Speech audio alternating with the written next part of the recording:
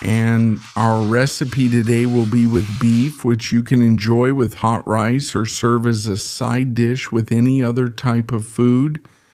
And here at home, we usually eat this meat on top of rice, like a donburi, right?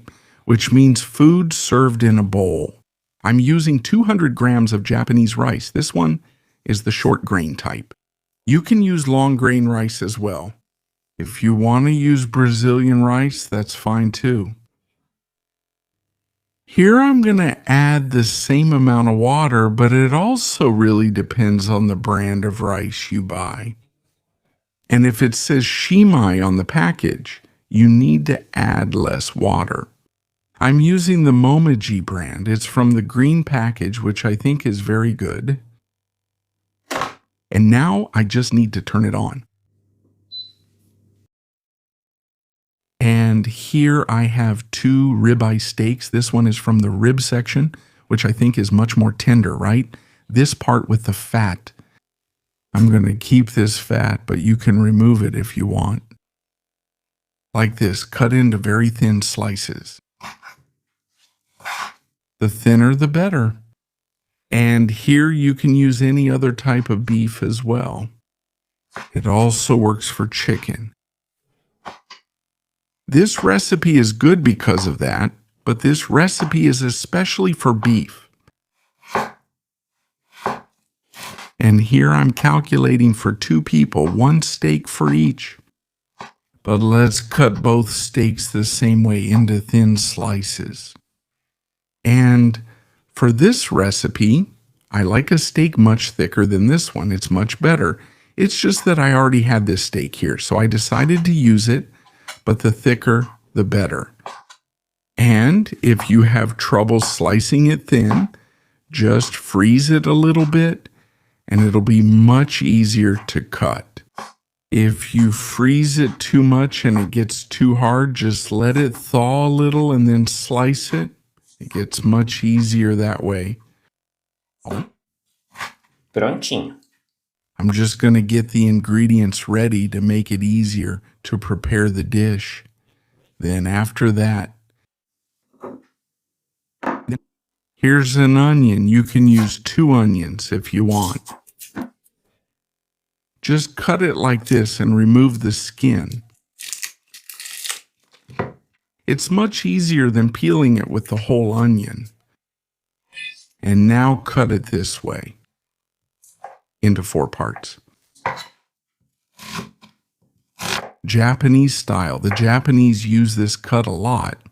And it's good because some people don't like onions, so it's easier to take them off the plate if they don't like them. And you can also chop the onion.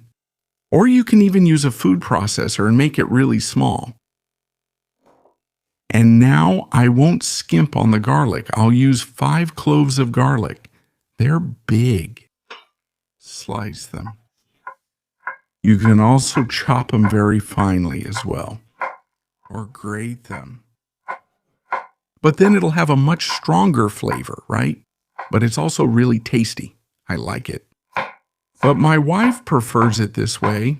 You just need to brown it well, fry it well. It gets really flavorful too. It will give a flavor that's distinct from the steak.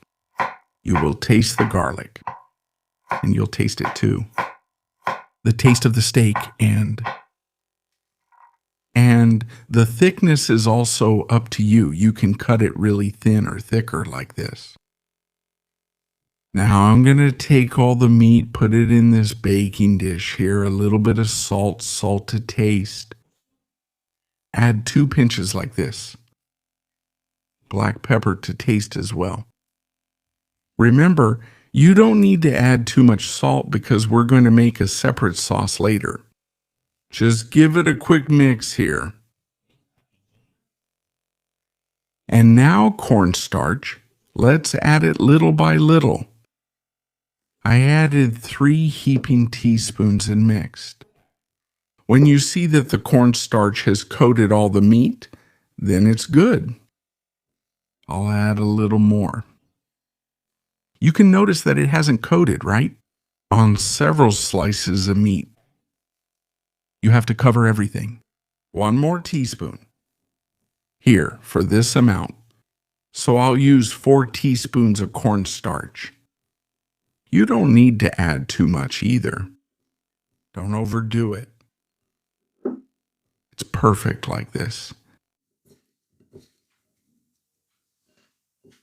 Let's prepare the sauce. 2 tablespoons of soy sauce. It can be light or regular. I'm using the regular one, and it's from the Hinomoto brand. 1 tablespoon of mirin, which is cooking sake. And for those who don't know, mirin will add flavor and make our food shinier. 1 tablespoon of sake. If you don't have sake, you can also use kachata. Half a teaspoon of powdered ginger. If you don't have powdered ginger, you can use fresh ginger as well. Just cut it into very small slices and then add it later when frying. About 1 teaspoon of toasted sesame oil. 1 teaspoon of fish dashi. 1 tablespoon of honey. Here you can use up to 1 tablespoon. That's for this amount. If you don't have honey, you can use 1 tablespoon of sugar.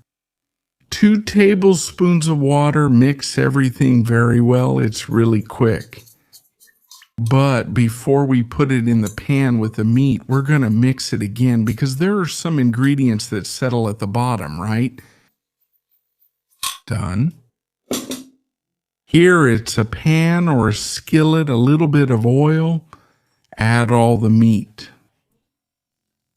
Let's brown it.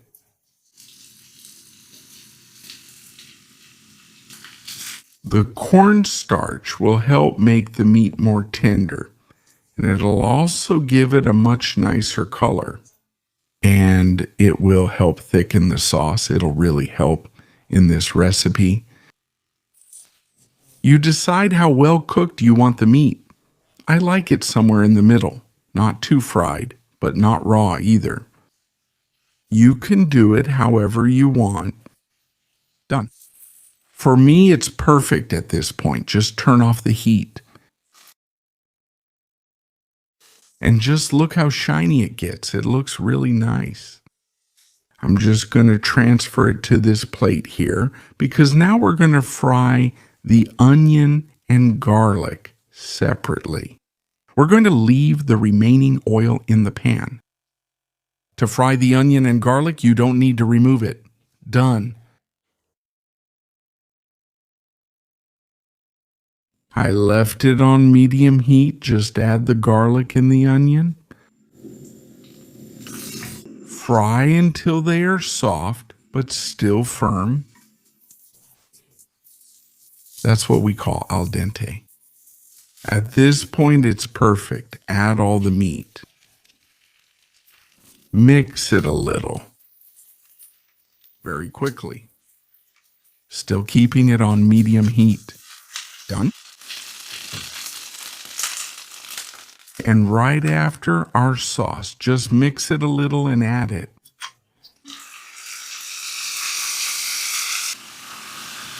And now start mixing so the sauce coats all the meat, the onion, and the garlic. It will thicken because of the starch that was on the meat. You'll get that delicious sauce, really thick and really nice looking. And just look at the color it gets.